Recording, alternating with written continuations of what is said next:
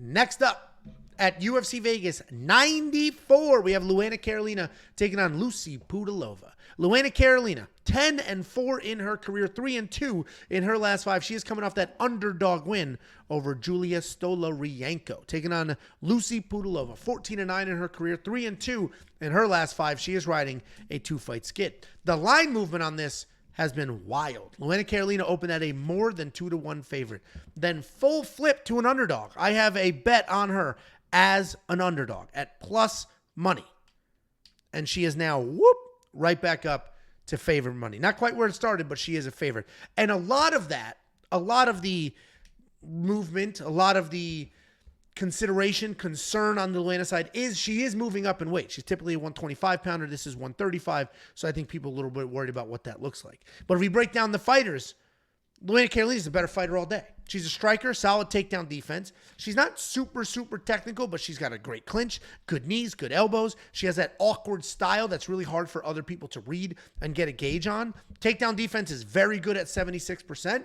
And she just TKO'd Julia Stolarienko, who, if you remember, had like the performance of a lifetime after changing weight classes. So I'm liking Luana Carolina. You know what it is? I'm working off 1 hour sleep. Luana Carolina, I like her to win here. I think she's the better fighter, but she does make questionable decisions in that last fight against Julia. Julia's only path to victory would be the Hail Mary submission. Luana's lighting her up on the feet, winning those exchanges, and then shot a couple of takedowns. She's taking on Lucie Pudilova. Lucie Pudilova, powerful striker. She likes to circle around, throw big, heavy 1-2s. Does not have incredible volume, but she does stay busy, and she will throw with intent. Recently, she started to work some takedowns into her arsenal with 4 in her last 3 fights. She is 3-7 in the UFC. She's had 10 fights in the UFC and only won 3 of them. And she's coming off of a decision loss to Aylin Perez.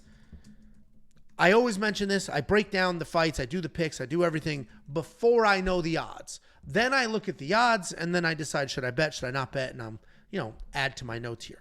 I was surprised when I broke this down last week because I'm a week ahead on all the events.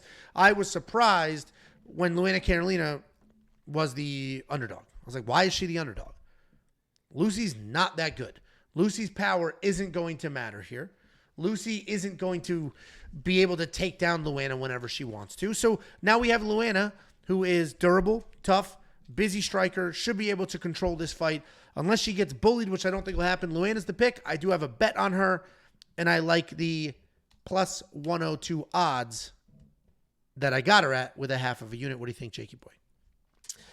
Yeah, just kind of like the last fight. This is one of those fights where it's just like fucking, when you talk about women's MMA, this fight might be like the core of who the fuck knows when it comes to women's MMA, because I think that the longer the fights go, or the longer the fight goes and the sloppier it gets, right, which it tends to happen, especially in a Luana Carolina fight, it's definitely going to favor a girl like Luana. I mean, she almost kind of thrives in those chaotic situations and she'll find these weird takedowns or these awkward shots at the awkward angles and then be able to steal rounds like that. But if this fight stays clean, especially the first 2 rounds, and Lucie's able to keep the distance and do what she needs to do, I think that she can pull this one out. I think she's the more technical striker.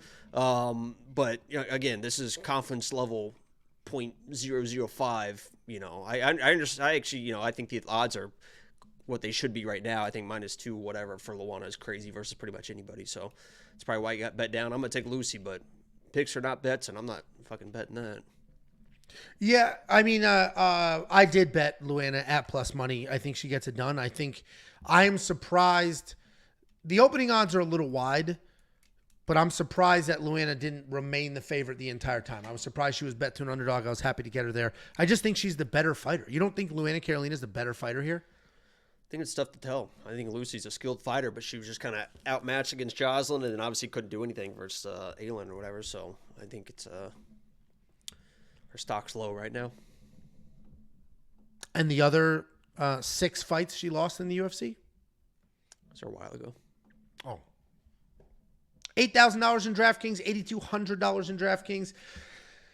It's a tough pick there because I think Luana wins, but I think she's going to win by pot shotting. I think she's going to win by staying on the outside. I don't know how many takedowns she's going to work in. That's typically what scores well. I don't think Lucie's going to get a lot of takedowns. So we may end up with a a DraftKings winner here with a score of like 70. And in that case, these salaries aren't worth it. So I'm probably going to fade the salaries in DraftKings Fantasy. But if you do want to check out all the picks, the bets, the tools, the Prop Hunter, which is the newest tool, the round line leans, and everything else, WeWantPicks.com. Click Become a Member. At the top, $10. That will include UFC. They have this listed as a flyweight matchup. So it'd be Pudilova coming down. Oh, so it was originally bantamweight when I put this together. It says 125 now.